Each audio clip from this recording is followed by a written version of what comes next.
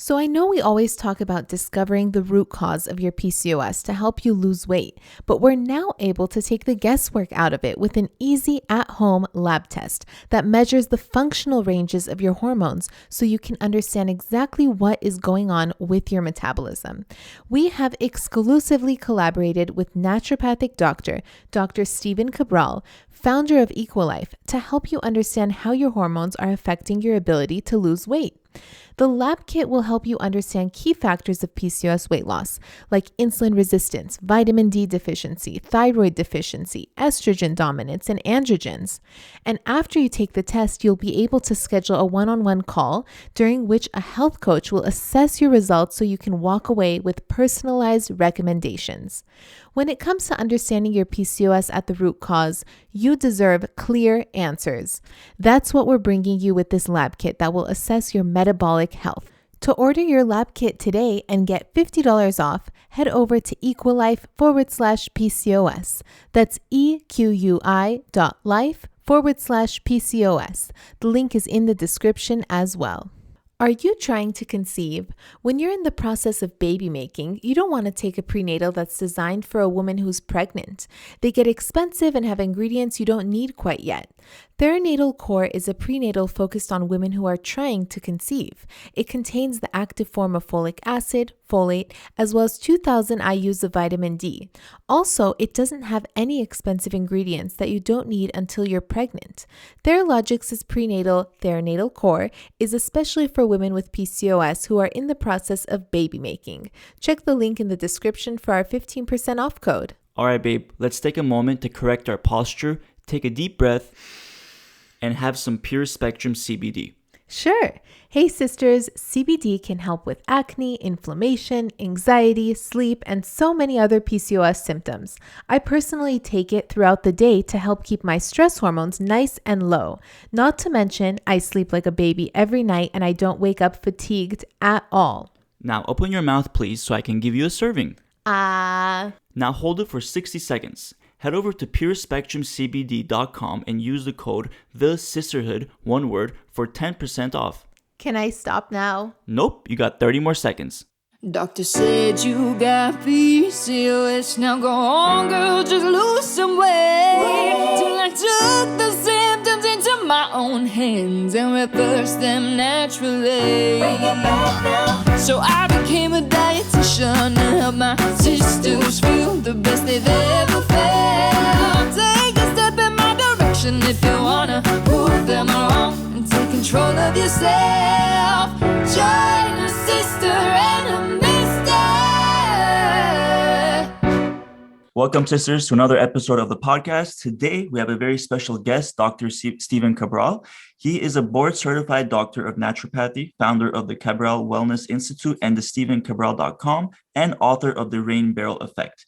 At 17 years old, Stephen Cabral was diagnosed with a life-altering illness and given no hope for recovery. He suffered endlessly for many years, and it was only after Stephen traveled all over the world and discovered how to combine ancient Ayurvedic healing practices with the state-of-the-art naturopathic and functional medicine, and he finally understood how to fully rebalance the body and re-energize it with life.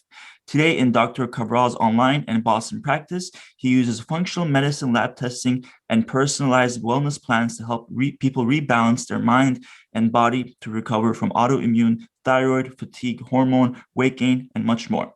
Thank you, doctor, for joining us today on this episode. It's a pleasure to be here. Thank you for having me.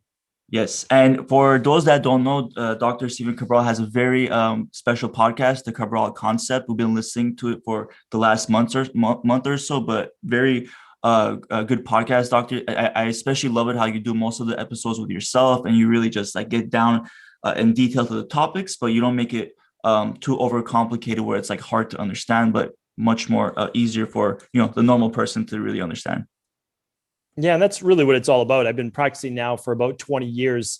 And for me, I just try to pretend that the person sitting across from me is a beginner and there's someone that's trying to figure out what their particular health issue is, whether it be hormonal, digestive, inflammatory, autoimmune, et cetera. And then we just take one topic one day and break that down. And since it's a daily show, I don't try to over teach on any one show. And I just believe that, knowledge is cumulative because, you have a lot of different episodes which teach people a lot about PCOS and other hormonal based issues, but it's never one show that's going to be the end all be all. It's kind of like learning and hearing it from different angles that ultimately you figure out what you need to do.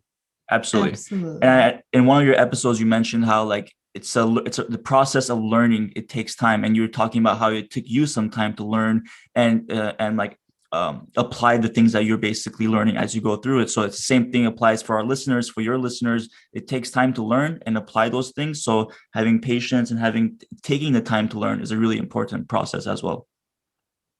100%. I was sick for many, many years before I got well, from about 17 years old to age 27. And then ultimately I was able to put it together to find those answers through being taught by many brilliant doctors and many brilliant mentors. And so now, I do realize that there is a healing path for everyone. I do believe that there is an answer for everyone, without a doubt, because I've seen the worst of the worst get better. And so ultimately it's just finding your answer, and that will come with enough diligent effort and research. Yeah. Can you tell us a little bit more about your journey and what brought you to naturopathic medicine? So for me, I grew up, I don't know where the both of you are from, but I'm from Medford, Massachusetts, right outside of the Boston area. It's just a normal suburb, like, many parts of the world and in the US. And we just didn't know anything about health for the most part. We just lived normal lives. Like, I woke up and I ate Fruity Pebbles every morning. I had a glass of Kool-Aid, went to school. I had a sandwich at lunch with cold milk with it. And of course, I had all sorts of food sensitivities that I didn't know about, to dairy and to gluten and all these different issues. Well, all of a sudden, my senior year of high school, I was playing sports. I was working a job. I was trying to get into good college, all the different things. And what happened was, ultimately, I refer to it as the rain barrel. My rain barrel overflowed. My glands became swollen. My body was beginning to shut down. And the doctors did not know what was wrong with me. All they could see was someone that was in pain, that they were suffering, and they didn't know what to do. And they ran all the blood work for the typical things. And I just didn't come out as anything that they could diagnose with a disease. Well, a couple of years later, things continued to progress. Things got much, much worse. And I ended up being diagnosed with Addison's disease, which is the inability to produce cortisol, which producing too much cortisol is bad. Producing too little cortisol is just as bad. You can't regulate inflammation, so you're constantly inflamed. I had POTS, which is postural orthostatic tachycardia syndrome. So very weak, very lightheaded, couldn't tolerate exercise or a lot of heavy output, insomnia, fibromyalgia. I could go on and on. Type 2 diabetes, rheumatoid arthritis. And a lot of people ask me, like, well, how did you have all of those? Well, what happens is, when your body becomes dysfunctional and imbalanced, you just open up those genetics. So while genetics matter, they ultimately only matter if you allow for the expression of that. And so I just got everything that my genetics allowed for the expression of at a very young age. Wow. Very interesting. Tell us more about the book, The Rain Barrel Effect. So I know you just mentioned it, but can you dive into that?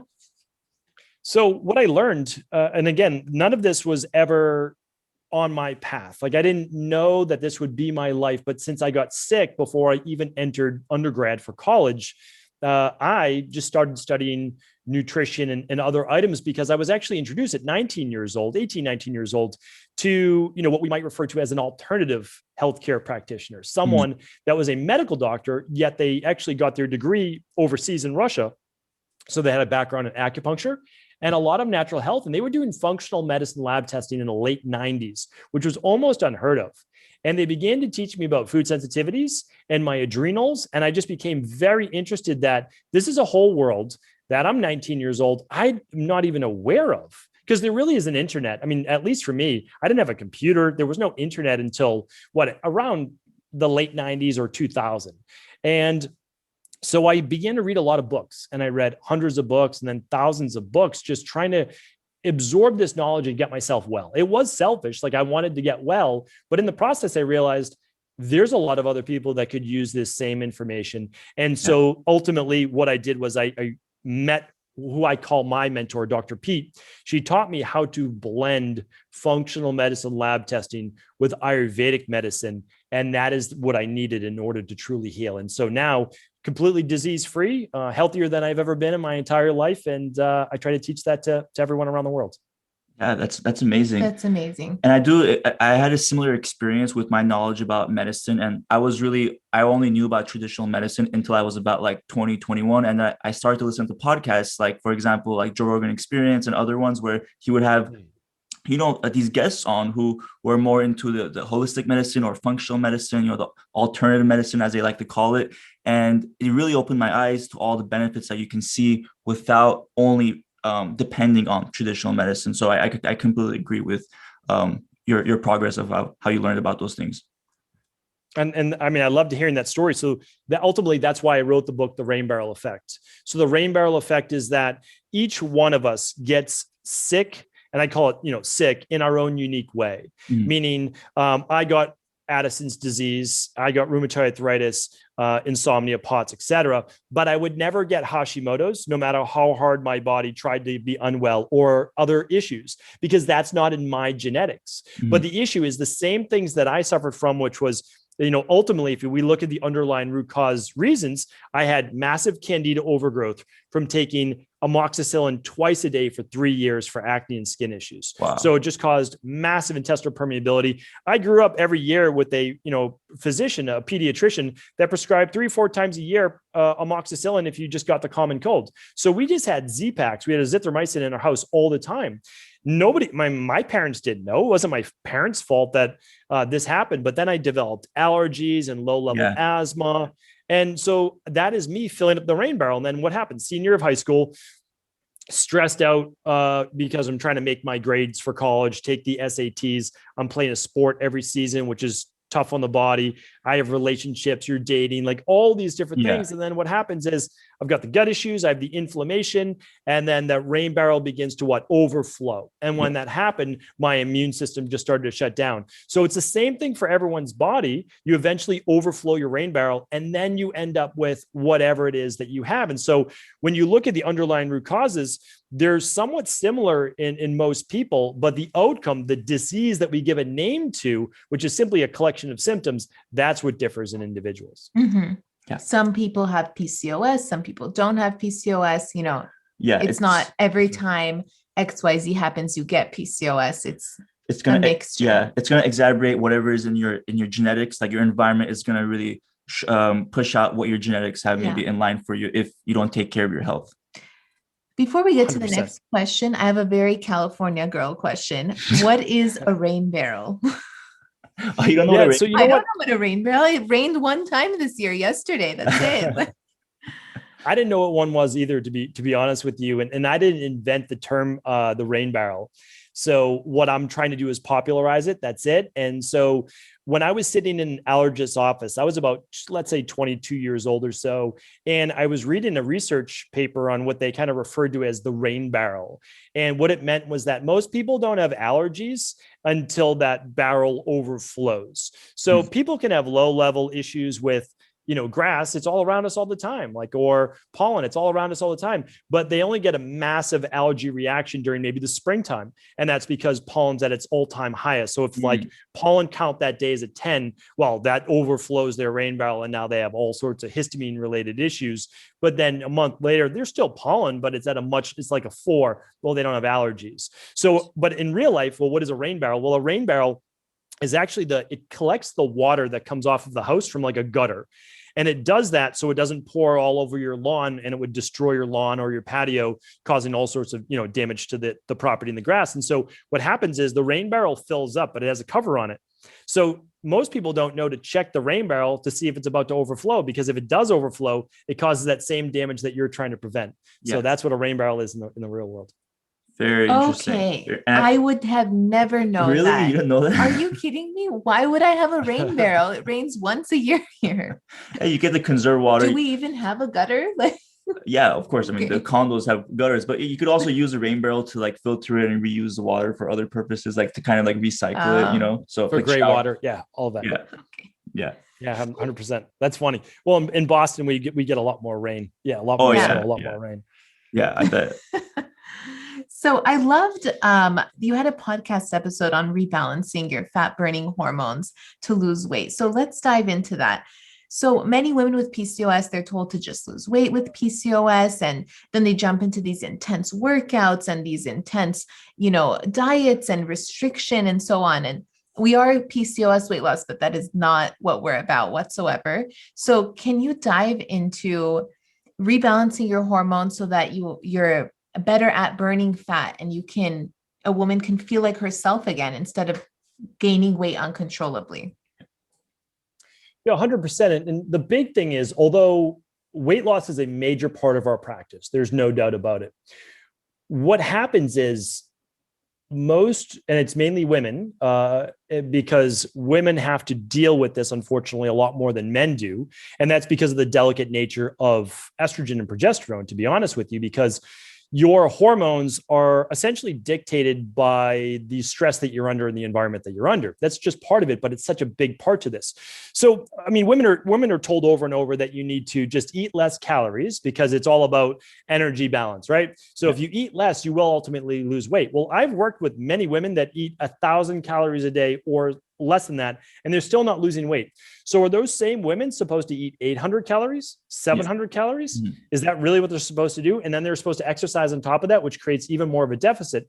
The problem with that is not only does it not make sense, it's overlooking the true root cause issue. And even if you can make it work in terms of calories, you're certainly going to age at a much more rapid rate, and your hair is going to thin, your skin's going to thin out. Your bones are going to become much more weaker because you're missing your micronutrients. No human alive can get the micronutrients, which are the vitamins, the minerals, the essential fatty acids, amino acids, et cetera, on an 800 calorie a day diet. Like, that is not going to happen. So we know at some point, if you stop losing weight at, let's say, a multiple of 10 times your current weight. So let's say a woman weighs 180 pounds and she's eating 1,800 calories a day. Okay. If she's eating 1,800 calories a day, she weighs 180 pounds and she's not losing weight. The goal is you should move your body without a doubt. But let's say you're already moving your body, and you can't do this to excess. I'll get to why. And I know that you're a personal trainer as well, which is great. So my start in the health industry was actually as a certified nutritionist and personal trainer, and then eventually a certified strength and conditioning specialist. And so I saw this because it's like women just stopped losing weight. Like that was it. And what happened was we couldn't out exercise it because that actually put the body in more of a survival state. So what I'm saying is this: eventually diet and exercise are not going to be enough. And we need to look at the underlying root cause of what causes a woman's body to no longer begin to shed the fat or weight. And that all goes back to what's called a survival-based mechanism for the body. Yeah, absolutely. You want me to go on? I can go on from that if you'd like. Okay. Yes.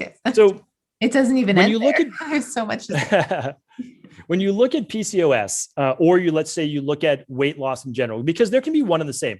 So the same woman that can't lose weight, they may not have PCOS. But that's because of genetic expression. Some women just aren't going to get PCOS, and but they can still struggle from the same issues with the lack of weight loss. And so what we're looking at is when we're looking at PCOS, or we're looking at female hormone imbalances in general, we want to look at a few things, and I'm going to name a few of them. A lot of people go to thyroid right away. Thyroid is important, but it's nowhere near as important as what's called HPA axis dysfunction with the adrenals. And I'm sure you talked about this on the show, but the thyroid is the little brother or sister to the adrenals. So meaning that if your body goes into fight or flight, so it's sympathetic nervous system dominance, your body knows what it has to do. It needs to produce what's called excitatory neurotransmitters like dopamine. You start to create more norepinephrine. It gets your body ready to fight. And then your body says, okay, well, we're ready to fight, but now we need a short-term fuel source. And no, you can't use ketones, and no, you can't use body fat. So you're using predominantly glucose. So you produce a hormone called glucocorticoids, or cortisol. And cortisol now allows you to increase glucose in your blood, even if you don't need it. So you increase sugar in your blood by breaking down liver glycogen, or muscle if you need to. And that's even worse because now women's metabolism starts to go lower and lower because they're breaking down muscle tissue as well, which they need for their metabolism. So at that point, though, your body stops converting TSH, so thyroid stimulated hormone, to T4. And then the conversion gets blocked from T4 becoming T3 inside of the liver and other cells to becoming reverse T3, which is essentially unusable. So now we have a shut down thyroid because of fight or flight and stress. We have elevated levels of blood sugar, and we start to get what's called estrogen dominance. So women now, women typically have normal levels of estrogen. I mean, I do thousands upon thousands of hormone labs a year. Only about 1 out of 10, and I wouldn't even say it's 1 out of 10, I'd say it's 1 out of 30 women have high estrogen. They typically have normal estrogen, but they have low progesterone. So it looks like high estrogen in their body, and it functions like high estrogen. And that's also caused by fight or flight, because what happens is the dominant hormone is cortisol, which means supplies are shifted towards cortisol from progesterone, leaving a lack of progesterone in that luteal phase of a female. So she ends up with all of the premenstrual syndrome based issues as well. So now we're looking at the thyroid being affected, blood sugar being affected, estrogen dominance. What do all those things cause? Water retention, inflammation, weight gain, lower metabolism. So when you're looking at all, and one more, which is high androgens, because especially in pitta type women or mesomorph type women, they're going to move. A lot of times we think, well, testosterone is being elevated because of the pituitary and other things. Well, it can be, but testosterone is also used in fight or flight. And if your body's strong enough, you'll increase testosterone as well. And so now you have the higher androgens along with that. So when you look at PCOS, all of those different factors matter. But unless you're addressing sympathetic nervous system dominance, which is the autonomic nervous system, that's the fight or flight side, it's difficult to kind of cherry pick and fix blood sugar, to fix thyroid, to fix estrogen dominance. You really have to look at the HPA axis above everything else, because I always work on first principles. If you fix that, everything else typically falls back into line eventually. Right. This is a great explanation of something that we try to spread awareness about as well. Like not focusing on restricting calories, not focusing on doing the more workouts, because like you were saying, this is putting your body into the fight or flight mode. It's boosting stress levels, and you're putting your body into like this almost condition of famine. You don't have enough resources coming in. However, you're putting out more and more energy. So the body is just thinking, all right, we're under stress. Let's just lower the metabolism. Let's just save what we can. And obviously for many women with PCOS, they're trying to do the opposite and they don't see the results they want. But great explanation. Yeah. So when a patient comes in, do you do a saliva test? How do you start with a PCOS patient? Someone sitting at your office, imagine I have PCOS, told to lose weight, gaining uncontrollably. Where do we begin? So there's either one test you can run, or there's something called the Big Five. So the Big Five is the most comprehensive that you can do. It looks at your gut, because with PCOS, you could have gut issues as well. I mean, how do we know that you don't have candida overgrowth, SIBO, and H. pylori like I used to have? I mean, that was one of the big issues as to why I got so sick, is because, again, all those antibiotics caused SIBO. It caused H. pylori in a roundabout kind of way, because I had no stomach acid as well. I was taking proton pump inhibitors to block stomach acid. So I got H. pylori as well, because my own natural acids in my stomach couldn't kill that bacteria. Yeah. And then, of course, massive yeast overgrowth. The yeast overgrowth in me grew all the way into my stomach, all the way at my esophagus. I mean, it was really bad. And so we can look at gut issues through part of the Big Five. We can look at food sensitivities, because food sensitivities cause inflammation. Remember, anything in a woman's body that causes inflammation will exacerbate PCOS-based symptoms. So even though a food sensitivity is not going to lead to PCOS, it's going to make the condition worse because it causes inflammation. So we look at that. We look at electrolyte balance. We look at heavy metals. Again, heavy metals won't really cause PCOS, but in a roundabout kind of way, they will contribute to it because they cause oxidative stress in the body. They're definitely inflammatory, so they're not going to help the situation. So what you're looking to do is what? Empty that rain barrel, right? So the Big Five look at all these different things, omega-6 to omega-3 levels. Those are crucial for PMS, for PCOS, for all different issues around female hormones, especially EPA. And then the one test, though, if you can only run one lab, is basically mandatory working with us. And the reason I say that is nothing's mandatory, but you want an answer to your problem and you want to make it more bio-individualized. So we run a hormone test that's part saliva, part blood drop. So I literally have them right here. These little lancets, they're tiny, and you just literally prick the finger and put some blood on a card, and that's going to look at the other half to it. So it's called the stress hormones, mood, and metabolism test. And so what you get with that lab is your usual saliva, which is your estrogen, your progesterone, and your estrogen progesterone ratio. It's very important that if a woman is doing this and she has a cycle, that she does it between days 19 and 21. Any one of those days is fine, more towards peak progesterone where it should be. And if she doesn't have a cycle, then she can take it during the time of most symptoms. So you do that.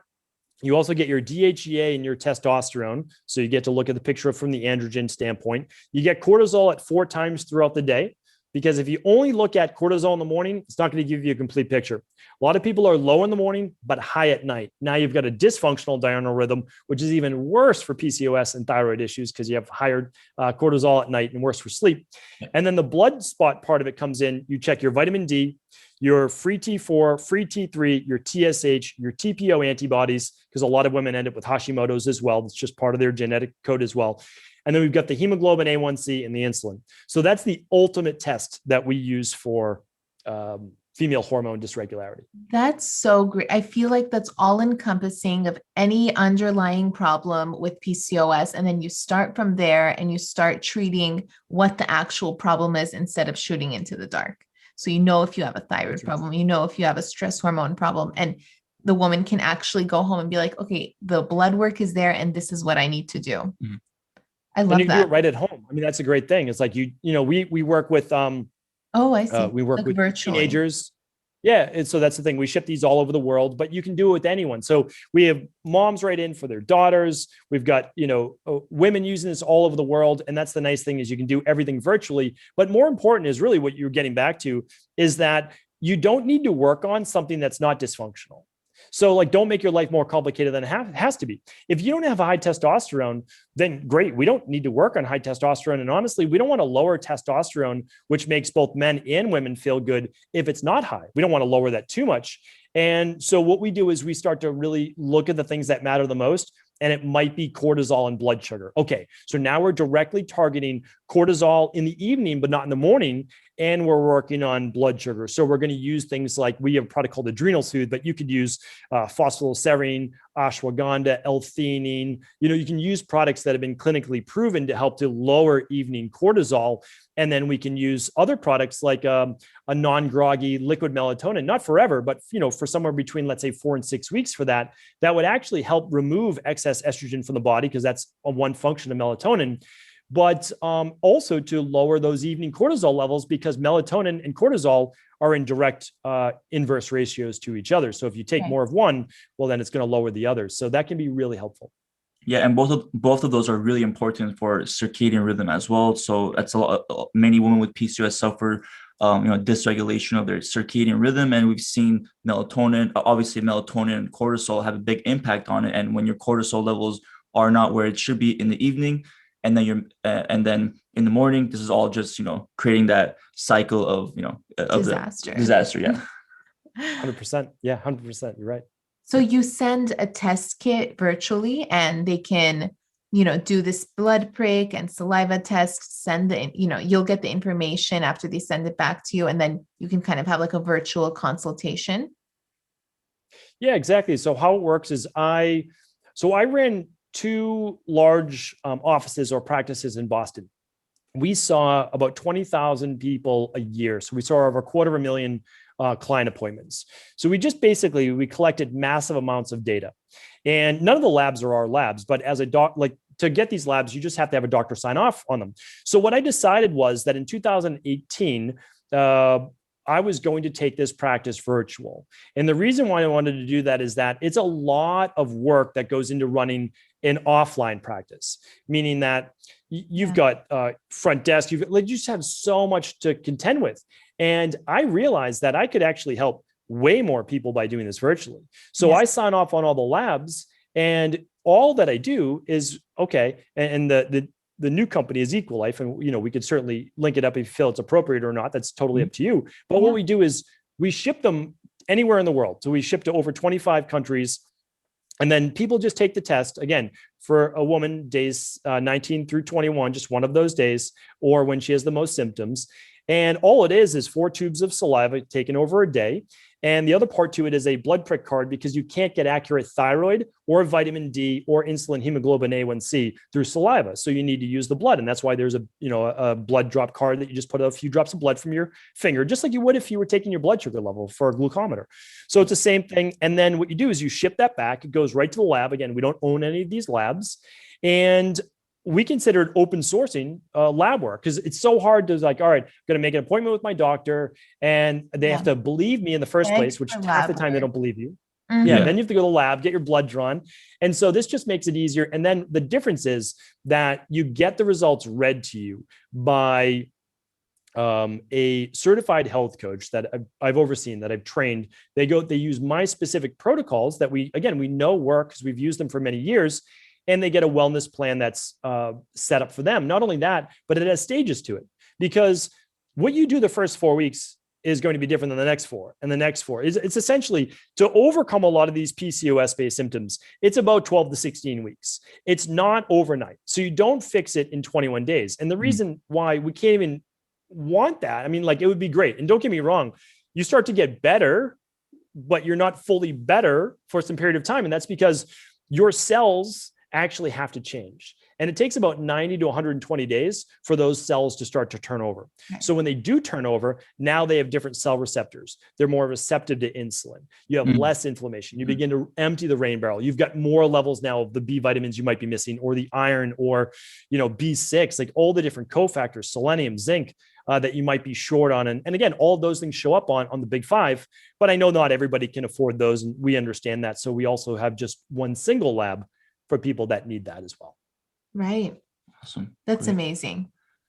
So I want to backtrack. I know you mentioned estrogen dominance earlier. So many women with PCOS think that they produce too much estrogen. And like you said, it's mainly xenoestrogens, and that's what's causing this estrogen dominance. Can you talk a little bit about how we don't necessarily overproduce it, and some of the ways that we can create an environment or a lifestyle and diet that reduces our estrogen dominance? Yeah, absolutely. And these are topics, again, I try to do one particular show in each one, because there's xenoestrogens, which is really important. Then there's your own endogenous production of them. And so we need to look at, 2 different factors. So what are we getting from outside estrogens from our body? There are higher estrogen foods. There are actually being too close to a computer screen can raise your own endogenous levels, but it's kind of a exogenous form, because, it's from the computer there in front of you.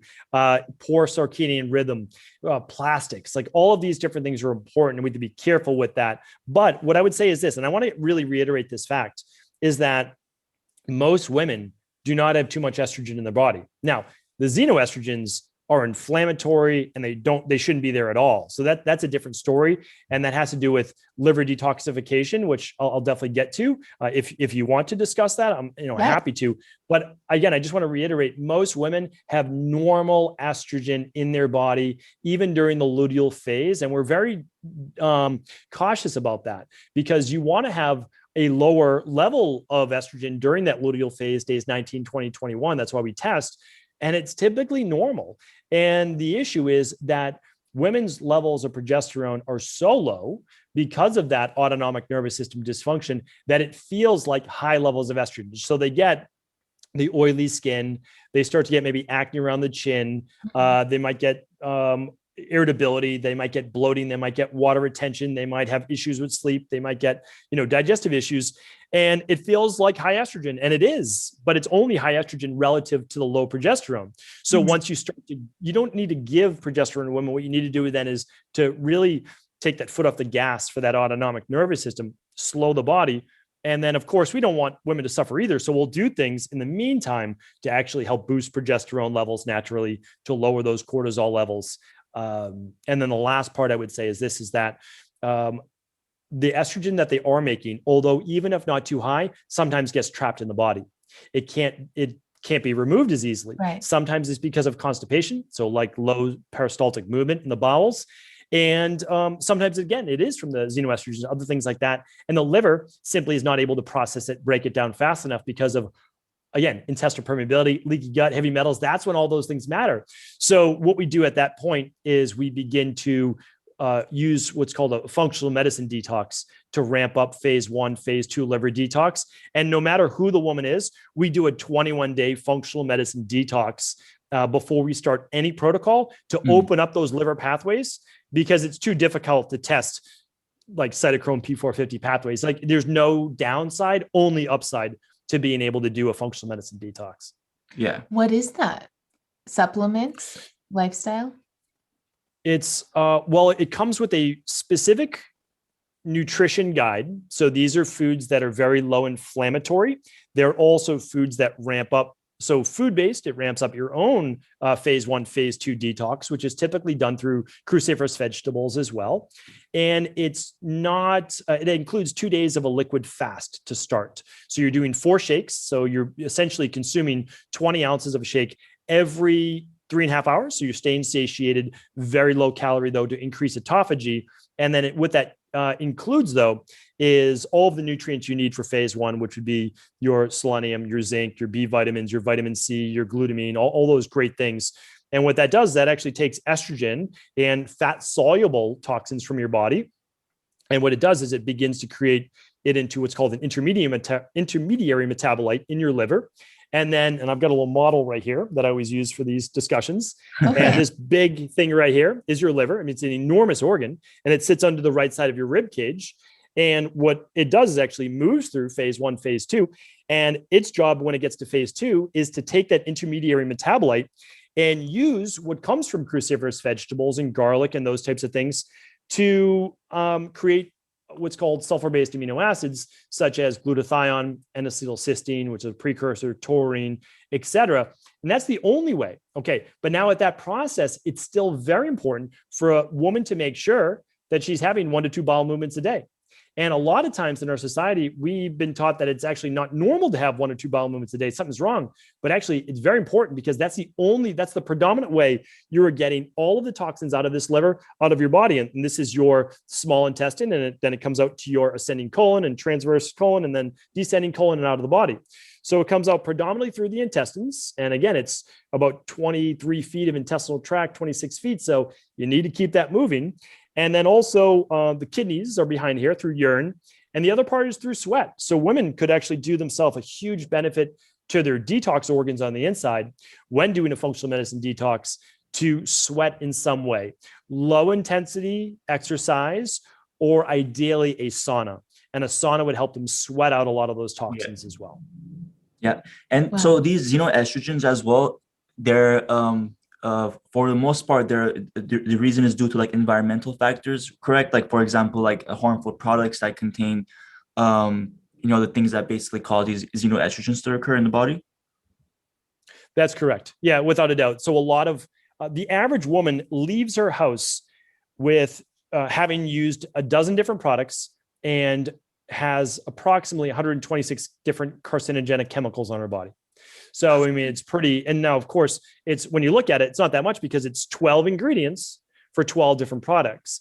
And I know that the listeners to your show are probably using far more natural products, but most of these drugstore based products, most popular products, they don't even have to list all of the different ingredients that are on the label. They only have to list certain ones. Wow. So you're getting all of these, SLS, and you're getting phthalates, and you're getting parabens, and you're all these different things, the plastics that we drink from. Yeah. Are coming into our body, and they have to be removed. But when the body is already under massive amounts of stress, it's very difficult to do that. So that's why, again, a good functional medicine detox, relaxing the body. That's why meditation works too. It's not the end all be all. You can't meditate without doing the other things, because meditation is not going to get you out of this. But what does it do? Well, it relaxes the sympathetic nervous system. Yeah. Wow. And I think it's similar to the rain barrel effect you were talking about, is that these products, they like over time build up in your fat, and then over time can give you more and more symptoms and issues. So at first you're drinking, a plastic water bottle or what have you, and over time you don't feel stuff. And then one day, your symptoms, you just get worse and worse. The rain barrel effect happens. Yeah. And just overflows. 30 years of drinking hot plastic water bottles. That's 100% right. Yeah, without a doubt, that's such a big part of it. And I would say too, it's why a lot of people often feel worse when they start to lose weight too. They get brain fog, they get run down, they get tired, they get skin rashes. And that is because, just like you just stated, that when we begin to break down body fat, so our adipose tissue, inside of our adipose tissue, it's typically about 300 times more toxic than your blood. And that's because your blood needs a place to store these toxins if it can't get it out of your liver fast enough. So a lot of people like to say there's no need to do a detox, but they're thinking about the wrong thing. They're thinking about maybe a cleanse or something like that. And there's nothing wrong with those either, but a detox is very different. It actually just speeds up the natural production of what your body does anyway. And it helps get these things out of your body, because we measure body fat. And we know that when you lose body fat, you can have chemicals in your body fat from years ago that come out. So now when you break down body fat for that fuel, then it goes into your bloodstream. Well, all that needs to be cleaned up, all those heavy metals, all those xenoestrogens that have been stored there. So that's why it's very important that the goal is not weight loss. The goal is to get healthy, and your body will automatically lose the weight. I don't know anyone that's healthy and overweight.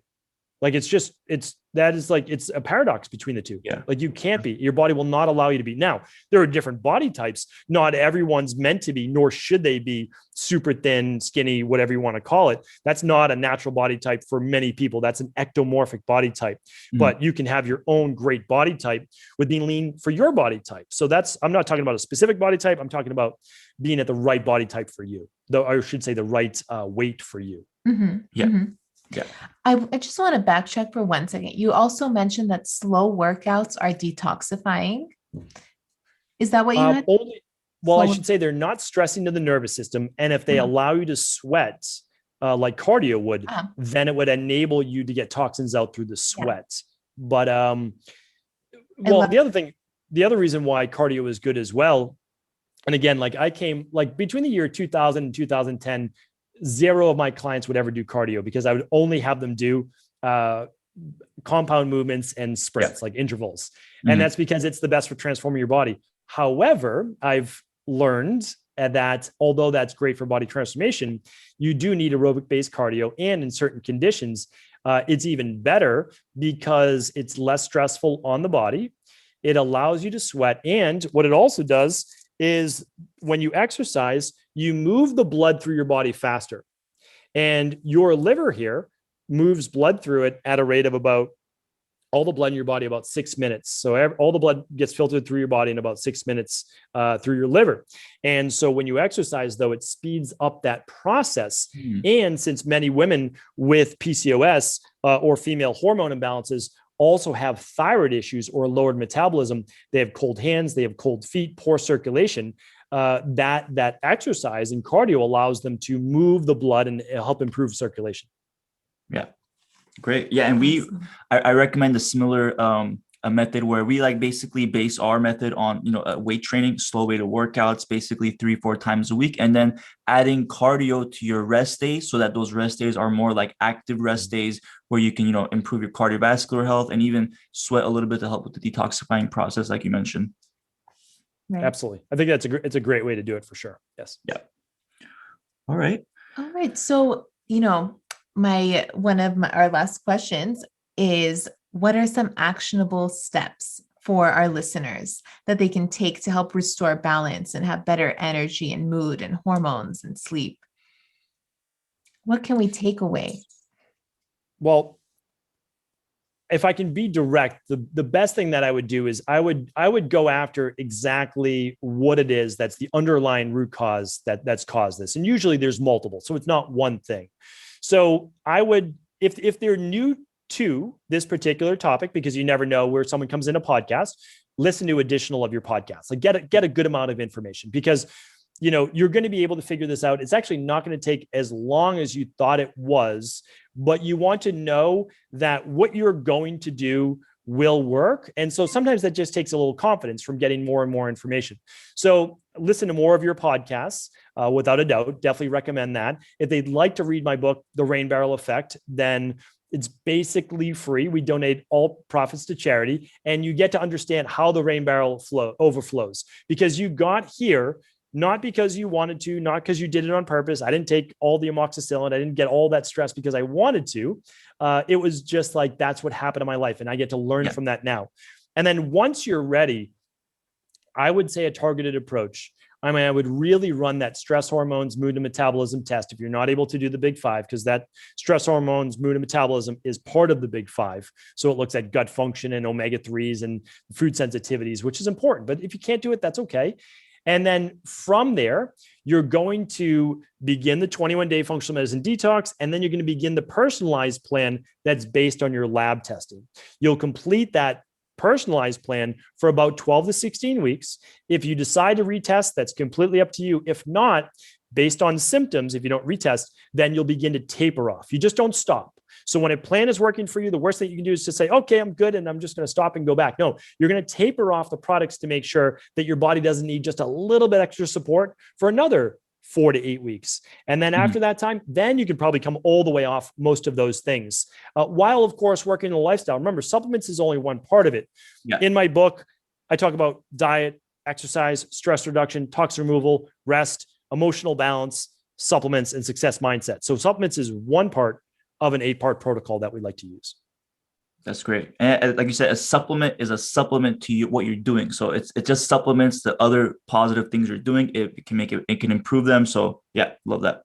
Right. It's to push the needle. That's the thing is like when you're so far in one direction and usually your digestion's a mess. So like my digestion was a mess when I wasn't well. I had, again, the candida overgrowth, H. pylori, wasn't producing stomach acid, was having histamine issues. So I was put on a PPI. I had SIBO. And so it would have been great if I could have fixed everything through whole food alone. And again, I was an idealist back then as well. But my digestion was so poor. How was I possibly going to break down all of this food, be able to utilize it? And I was already pushed so far to one side. I needed food extracts, which basically vitamins and minerals from a good source, or food extracts that are just going to help push you back. You need a heroic push. If the boulder weighs 300 pounds, you might need a couple friends to move that boulder to get it going, to get it moving. And that's what supplements are meant to be, but they don't have to be forever. And then once you start getting well, you get the boulder moving, then you can start to taper off. And now you're moving downhill, hopefully from there, and you're feeling much better. So, so I love that metaphor. Yeah. I mean, that's a great metaphor. Whereas as sisters were pushing your back to help move that boulder and help improve your health. So great. So doctor, could you just let us know where people can reach you, where they can contact you? We'll put all of this in the podcast description for all those that are interested, but if you could just let us know on the audio version as well. Yeah, so the labs and all of our protocols are basically open source. So meaning like people don't even have to purchase the lab from us. They don't have to do any of that. They can at least see what we do because we put everything online. We have about 3,000 practitioners under us who use all of these things. So that's why we just kind of get it out there to people as what it works. So that's at equi.life. That's EQUI.LIFE. That's the website. And you can just click on the labs tab and you'll see that stress hormones, mood and metabolism. But besides that, really, as I said, I think education and feedback is a great thing to do. So The Rain Barrel Effect is my book. And I have a daily podcast called The Cabral Concept, where each day I teach in these things. I have a separate category called female hormones. So it's just my female hormones shows on everything from seed cycling to PCOS to estrogen dominance, xenoestrogens, you name it. And then my main website is stephencabral.com. Amazing. Awesome. Amazing. We'll put all that information in the podcast episode description. So sisters, if you're interested, please go ahead, go there to find the information. And thank you so much, doctor, for joining us on this episode. We look forward to being on your podcast in a couple months. But until then, thank you. And it's everything. Thanks so much for coming. It was my pleasure. Thank you. All right. Thank you. Thank you, sisters, for listening in. We'll be back next week with another episode. Bye. Bye. If you enjoyed listening to this podcast, you have to come check out The Sisterhood. It's my monthly membership site where sisters just like you are learning how to move through the stages of PCOS. From stage 1, cold and alone at the doctor's office, to stage 5, nailing the PCOS lifestyle, gluten and dairy free. Get ready to finally feel in control of your body again.